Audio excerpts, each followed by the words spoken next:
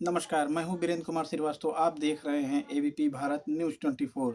मैं आप लोगों के आशीर्वाद और प्यार का आभार प्रकट करना चाहता हूं कि आप लोगों के आशीर्वाद और प्यार ने न्यूज़ चैनल की लोकप्रियता उत्तर प्रदेश के ज़िले और अन्य राज्यों में भी बढ़ती हुई नज़र आ रही है।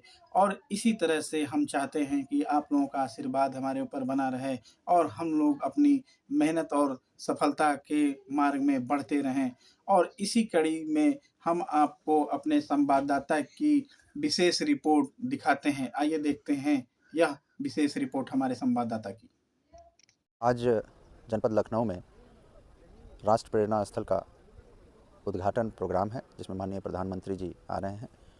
इस पूरी कार्यक्रम हेतु 4 स्तरीय सुरक्षा व्यवस्था हम लोगों ने तैयार की है। पूरी आइसोलेशन कॉर्डन, उसके बाद पूरी जनसभा के लिए इनर कॉर्डन, पूरी परिसर के लिए आउटर कॉर्डन और ट्रैफिक और रूट व्यवस्था। इस पूरी व्यवस्था में 18 एसपी रैंक के अधिकारी, 26 एडिशनल एसपी रैंक के अधिकारी, 80 डिप्टी एसपी रैंक के अधिकारी और तकरीबन 10,000 पुलिस बल तैनात किए गए हैं। इसके अतिरिक्त 20 कंपनी पीएसी और 4 कंपनी आरएएफ भी डिप्लॉय किया गया है। इसकी तैयारी जनपद की पुलिस काफ़ी दिनों से हम लोग कर रहे थे, जिसके क्रम में कार्यक्रम स्थल के आसपास रहने वाले घरों में जितने भी लोग हैं उनका सत्यापन कराया गया। जो हमारे एक्सपेक्टेड रूट है उनके दोनों तरफ रहने वाले लोगों का सत्यापन कराया गया। होटल, ढाबे, रेलवे स्टेशन आदि की चेकिंग नियमित कराई गई है। और यह पूरी पुलिस व्यवस्था पिछले 72 घंटों से डिप्लॉय है और पूरे एरिया को हम लोगों ने सैनिटाइज और एंटी सबोटाज चेकिंग भी करवा ली है। जो हमारी इमरजेंसी रिस्पांस टीम्स भी हैं, जो जगह जगह डिप्लॉय हैं, एनएसजी की anti drone team, sniper anti sniper team, ATS की कमांडो टीम और अन्य जो है आर्म्ड हमारी रिज़र्व और क्यूआरटी टीम तैयार कर हमने जगह जगह डिप्लॉय भी किया है, ताकि किसी भी एक्सीजेंसी में हम जो है काउंटर कर सकें। साथ ही साथ जो विभिन्न जनपदों से तकरीबन 3,000 बसों से लोग आ रहे हैं, उनके लिए प्रत्येक मार्ग पर और पार्किंग पर पर्याप्त पुलिस बल, ट्रैफिक और सिविल पुलिस की हम लोगों ने लगाई है। और एक कंट्रोल रूम के माध्यम से पूरे बसों का संचरण मॉनिटर किया जा रहा है। पूरे परिसर में और आसपास सीसीटीवी लगाए गए हैं, जिसको कंट्रोल रूम में मॉनिटर किया जा रहा है। यह पूरा बृहद प्रोग्राम, जिसमें कई लेवल के ह्यूमन इंटेलिजेंस और टेक्निकल इंटेलिजेंस से अभी सूचनाएं भी संकलित की गई हैं और उसको हम लोग काउंटर करने का प्रयास कर रहे हैं। और इस पूरी व्यवस्था से मैं समझता हूं कि जिसमें प्रत्येक व्यक्ति जो इस जनसभा पे आ रहा है उसकी डीएफएमडी, एचएचएमडी, बैगेज मशीन और मैनुअल चेकिंग कराई जा रही है। पर्याप्त पुलिस बल गेटों पर लगाकर एक एक व्यक्ति की चेकिंग कराई जा रही है और आसपास रहने वाले हर एक व्यक्ति पर जो है निगरानी की जा रही है। तो ये पूरी पुलिस व्यवस्था है और मैं समझता हूँ कि इससे हम इस पूरे कार्यक्रम को सुरक्षापूर्वक, सुगमतापूर्वक इसको संपन्न कराएंगे। धन्यवाद। लेकिन कुछ ऐसे व्यक्तित्व होते हैं कि भले ही वह किसी पद पर न हो, उनका सम्मान उनके पद के कारण नहीं होता है, बल्कि उनके कृतियों के कारण होता है, उनके व्यक्तित्व के कारण होता है। श्रद्धेय अटल बिहारी वाजपेयी जी एक वैसी ही शख्सियत थे।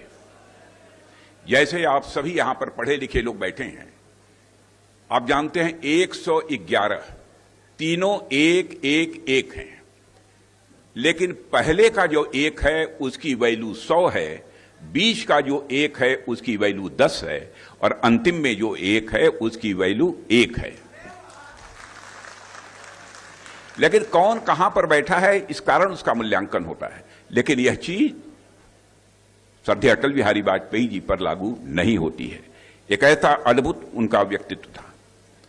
आज अटल जी की जयंती की पूर्व संध्या पर हम सब यहां पर एकत्रित हुए हैं।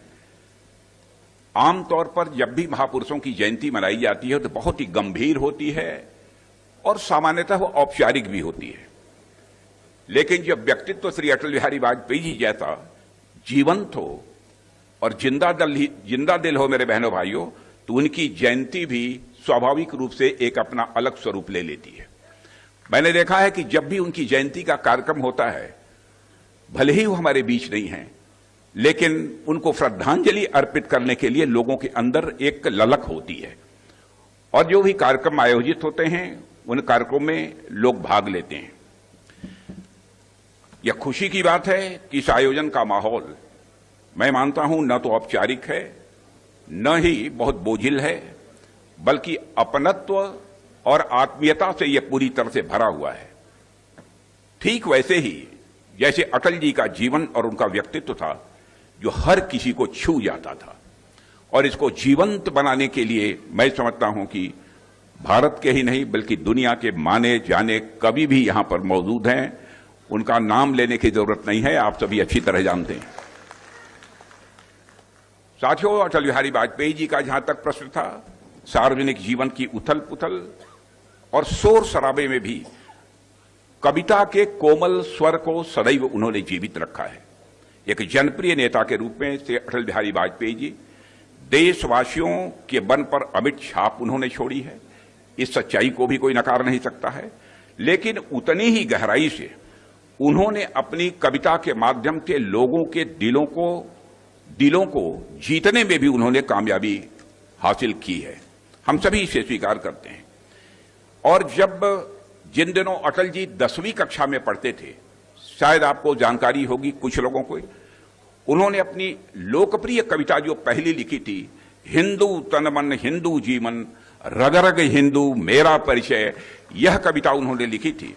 और 10वीं कक्षा में पढ़ने वाले छात्र की उम्र ही क्या होती है, लेकिन उस समय इस कविता को सुनकर बहुत सारे बड़े बड़े दिग्गजों ने, विद्वानों ने कहा कि यह व्यक्ति सामान्य व्यक्ति नहीं है बल्कि यह व्यक्ति भारत का भविष्य है।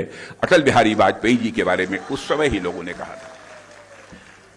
सन 1942 में कालीचरण कॉलेज के ओटीसी में कैंप लगा था और उस समय राष्ट्रीय स्वयंसेवक संघ के सरसंघ चालक गुरुजी उसमें मौजूद थे। जब उनके सामने उन्होंने यह कविता पढ़ी तो पूरा का पूरा सभागार ही तालियों की गड़गड़ाहट से गूंज उठा था। साथियों, अटल जी से मैं समझता हूं कि लखनऊ के लोग विशेष रूप से, जो कम आयु के लोग हैं उनके बारे में तो नहीं कह सकता, लेकिन बड़ी आयु के लोग हैं, अधिकांश लोग किसी न किसी प्रकार किसी न किसी रूप में अटल जी के संपर्क में आए हैं। अटल जी की यह बात कोई हम कभी नहीं भूलते, अब बराबर चित्त में मैं बैठा कर रखता हूं। और जहां पर भी मेरा कार्यालय पार्टी का राष्ट्रीय अध्यक्ष रहते हुए अथवा जहां कभी बना, अपने रक्षा मंत्रालय में भी इसको लगवा कर रखा है कि छोटे मन से कोई बड़ा नहीं होता, टूटे मन से कोई खड़ा नहीं होता।